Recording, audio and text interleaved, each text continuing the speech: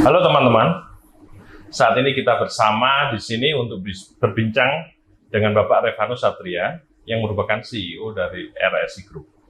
Kita akan berbincang untuk desain, arsitektur, dan kita akan masuk ke Cinderstone. Jadi jangan kemana-mana, stay tune.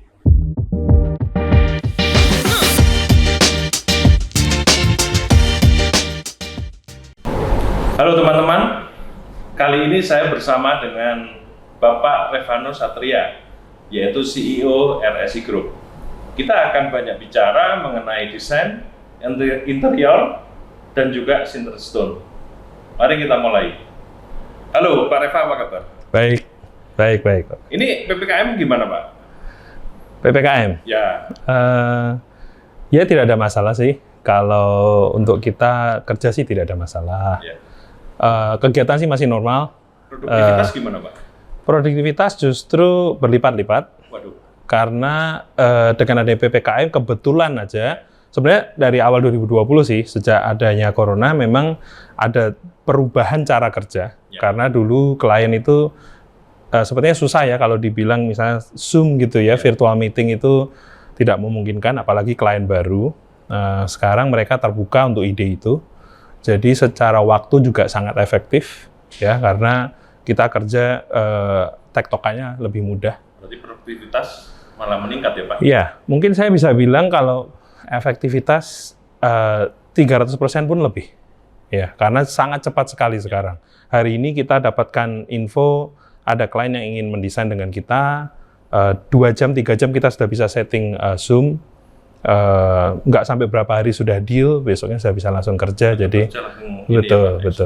Iya, karena kebetulan memang di RSI itu di kantor kita kan ada 3 di Jakarta, Semarang, Surabaya. Jadi sebenarnya kita ini sudah latihan model begitu dari pertama kali 10 tahun lalu. Tidak terlalu kaget ya dengan kondisi sama sekali enggak, karena sudah seperti itu dari dulu. Iya. Baik Pak, terus ini saya dengar kan Bapak ikut terlibat di desain untuk Istana Negara di Kalimantan. Iya. Boleh cerita sedikit tentang konsep dan luasan istananya itu, kompleksnya itu Pak? Iya, memang kebetulan saya diminta ikut terlibat di tim di situ, ya, di istana area yang baru ya. Memang saya nggak bisa cerita terlalu banyak karena sudah ada arahan bahwa konfidensial, betul. Konfidensial ya. Mungkin saya bisa lebih cerita secara general ya, part saya apa. Jadi kebetulan saya ini dulu waktu di Inggris belajar banyak ilmu smart geometry. Ya, smart geometry itu apa? Jadi bagaimana kita bisa mendapatkan info-info dari lingkungan sekitar ya, baik angin, matahari, dan segala macam. Lalu data-data itu kita rubah untuk memberi informasi kepada geometri di bangunan.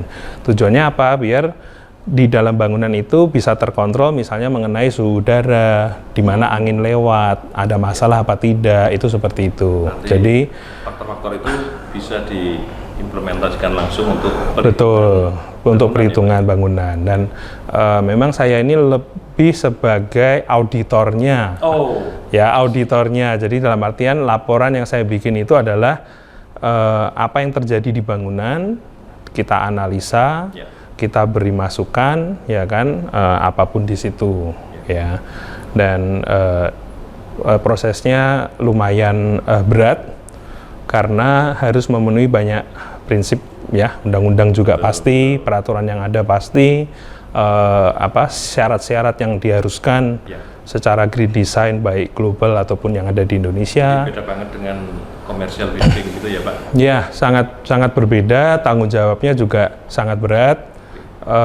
Karena kesempatan untuk terlibat dalam satu proyek misalnya seperti Istana Negara itu kan hampir tidak mungkin ya, karena negara mana yang membuat ibu kota baru kan jarang sekali ya. Dan Indonesia sebenarnya diberkati karena bisa punya kesempatan untuk membangun lagi satu kota di era yang sudah modern. Artinya semua kesalahan yang dulu mungkin tidak bisa dijabarkan secara teknologi nih. Ya, tidak bisa dianalisa secara teknologi, hanya bisa kira-kira. sekarang itu bisa jelas dibaca. Oh. Itu seperti itu. Karena eranya sudah berbeda. Iya, eranya sudah berbeda. Jadi ya itu satu kesempatan yang memang tidak boleh disia-siakan lah untuk bangsa kita, karena dari ratusan negara yang ada juga belum tentu ada yang membuat ibu kota baru lagi. Ya belum tentu ada tempatnya, belum tentu ada problem yang mengharuskan. Itu kira-kira gitu. Selain itu Pak, kalau RSI sendiri handle berapa project nih kalau boleh tahu Pak saat ini?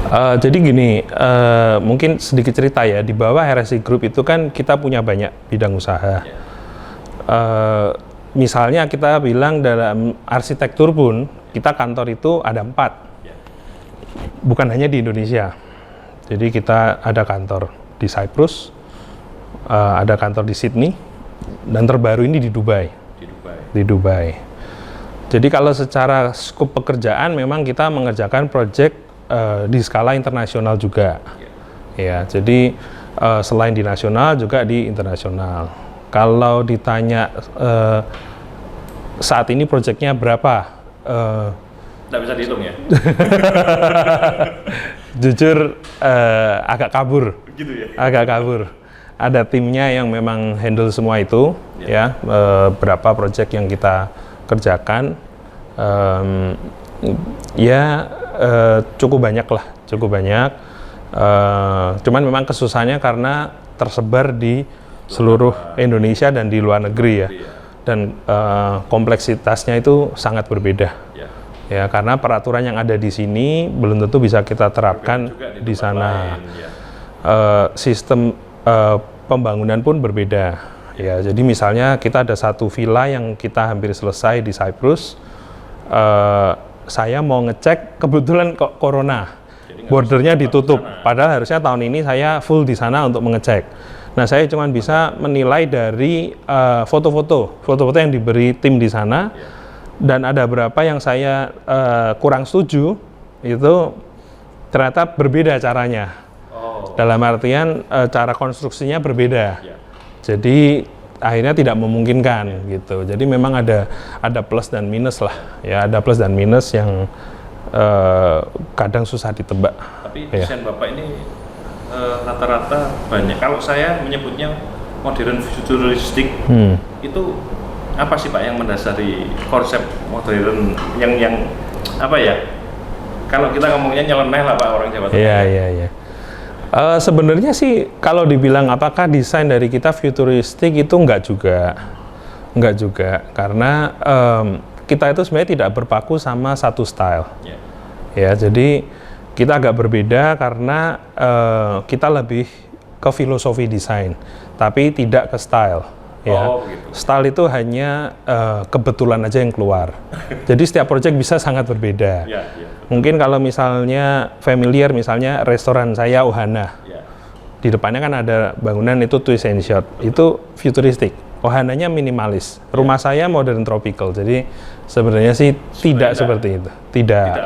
Istilahnya tidak ada pakem seperti itu ya. Nggak ada. Karena ya sesuai konteksnya aja. Cuman memang jadi mungkin menarik perhatian ya, karena jarang dilakukan. Nah, kalau ditanya kenapa itu salah satu desain yang saya favorit kalau style ya. Karena dari kecil itu saya ini sangat suka film science fiction. Nah, ini dia Pak. Dasarnya berarti Pak. Iya. Saya itu kalau waktu kecil ya, saya sangat nggak suka film sejarah malah. Ya, sesuatu yang di belakang itu saya nggak suka dulu ya. Dulu ya. Sekarang sih suka, dulu nggak suka. Jadi saya selalu mengangan-angankan sesuatu yang berapa steps yang tidak ada di sini gitu. Jadi saya waktu kecil itu kalau misalnya mungkin anak kecil dulu misalnya kita mainan sesuatu gitu ya, teknologi lah apa ya, mungkin Nintendo atau apa. Nah, kalau teman-teman saya itu mereka seneng main, itu seneng mereka, wah ini keren gitu. Nah, kalau saya itu enggak, dari kecil tuh kok gini sih gitu. Ya kan, ini kan kuno banget nih gitu. Ya, jadi saya tuh dari kecil punya seperti itu gitu. Kenapa kok teknologi kok seperti ini jadi sih? Langsung visi gitu Pak ya. Betul. Jadi saya selalu memprotes gitu loh. Ini kan harusnya nggak gini. Ini kalau dia bikin gini kan gini gitu. Jadi memang saya tuh selalu seperti itu. Jadi kenapa waktu kecil saya sangat suka sesuatu film yang ya berapa steps ya dari peradaban itu karena ya memang bawaannya begitu ya. Nah, Sama jadi satu lagi Pak, ciri desain Bapak, kalau saya melihatnya kok banyak cantilever gitu loh. Iya. Banyak menggunakan cantilever. iya. Kira-kira apa yang menjadi dasar dari Bapak untuk desain? Nah, Maksudnya uniknya di mana kalau menurut Bapak gitu? iya. Mungkin saya punya bawaan suka melakukan sesuatu yang susah ya, yang menantang ya, Tantangan berarti, yang challenge. menantang betul. Jadi saya juga kira-kira ya mungkin beberapa bulan lalu itu nggak sengaja lihat tugas akhir saya. Nah, tugas akhir saya itu ternyata hampir mirip sama Twist and Shout itu, rumah di situ ya kan. Saya ketawa lihat itu loh, saya tuh sampai agak lupa loh gitu. Jadi ini itu sudah ada dari zaman saya kuliah. Nah, saya ingat pada saat saya desain itu, saya bolak-balik itu ketemu dengan dosen struktur saya. Karena dosen pembimbing saya bilang, ini kamu hati-hati, kamu bikin seperti ini bisa dibantai nih nanti di sidang akhir. Nah, saya waktu itu ada perasaan kayak nggak terima, saya pasti bisa menyelesaikan problem ini. Jadi saya ketemu terus sama dosen struktur memastikan apakah trust-nya ini bisa dibangun atau tidak dengan ini dan itu. Ya. Itu berapa panjang yang pernah Bapak desain Pak kalau untuk cantilever itu? Yang nanti bakal lumayan heboh kantor baru yang juga disupport itu 14 meter ya rencana. 14 meter? 14 meter. Luar biasa. Timuri ya Pak ya? 14 meter, tapi saya nggak ke atas deh saya. Saya kerja yang di bawah aja lah. Itu ya. Itu kita lagi coba. Bapak punya ini enggak, kiblat arsitek siapa yang menjadi panutan atau apa? Atau memang Kalau arsitek memang enggak, tapi saya malah lebih ke tokoh-tokoh orang-orang di industri lain gitu ya. Karena biasanya saya itu tertariknya cara pikirnya. Nah, cara pikirnya itu tentu saja saya tertarik dengan cara pikir yang di luar kebiasaan dunia arsitek ya. Jadi misalnya saya sangat suka sutradara itu Christopher Nolan. Oke. Ya kan, Christopher Nolan. Jadi ya saya suka aja. Jadi saya mempelajari cara pikirnya, bagaimana dia membuat desain, lalu saya coba terapkan lah ya logikanya.